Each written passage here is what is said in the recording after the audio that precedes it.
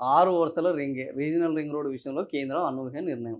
నిన్నటి వరకు ఊదరగొట్టారు. Regional ring road 8 లైన్‌లు ఇగ పరుగే పరుగు నీ వేగమే వేగము అని. తీరా చూస్తే ఏం చేసిందంటే సావు కబురు సల్లగా చెప్పినట్టు ఇప్పుడు 8 లైన్‌లు కాదు నాయన కేవలం 6 లైన్‌లే రీజనల్ రింగ్ రోడ్డు అని కేంద్రం అనూహ్యమైన నిర్ణయం తీసుకున్నది. 8 వరుసల ప్రతిపాదన పైన విముఖత. 2047 వరకు ట్రాఫిక్ 6 వరుసలు సరిపోతాయని నిర్ధారణ. ఇప్పుడంతా 2047 నడుస్తున్నది. ఎందుకు 2047కు మనకు 100 ఏళ్ళు స్వాతంత్రం వచ్చి. సో, 8 లేన్‌లు నిర్మిస్తే ఖర్చు నిరర్ధకమనే భావన. 2 వరుసలు తగ్గించడంతో 2000 కోట్లకు పైగా ఆదా. ఒకేసారి 6 లేన్‌లతో రోడ్డు నిర్మాణానికి నిర్ణయము. సో, 8 లైన్‌లది కాస్త 6 లైన్‌లుగా మారిపోయింది. ఈ 6 లైన్‌ల రోడ్డు దీనికోసము వాళ్ళు ఆదా అయ్యేది చూస్తున్నారు గానీ, 6 లైన్‌ల రోడ్డు వల్ల 8 లైన్‌లే ఇప్పుడు సరిపోక అనేక ప్రమాదాలు జరుగుతున్నాయి. సో, వీళ్ళు ఏందంటే పైసలు ఏది ఏదో మింగలేక మంగళవారం అన్నట్టు పైసలు లేక ఈ 2047 నాటికి మనకంటే 100 ఏళ్ల ముందే 8 లైన్‌ల రోడ్‌లేసుకొని విదేశాల్లో రయ్యమని పోతున్నారు.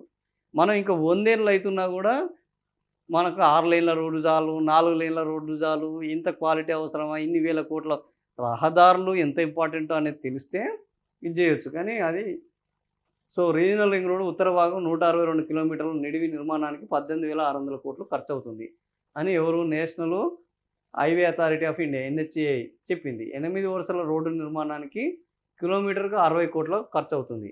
రెండోసారి మోదీ ప్రభుత్వం కొలువుదీరిన తర్వాత భారత్ మాలా పరియోజనకు బదులు విజన్ 2047 ప్రాజెక్టుకు శ్రీకారం చుట్టారు.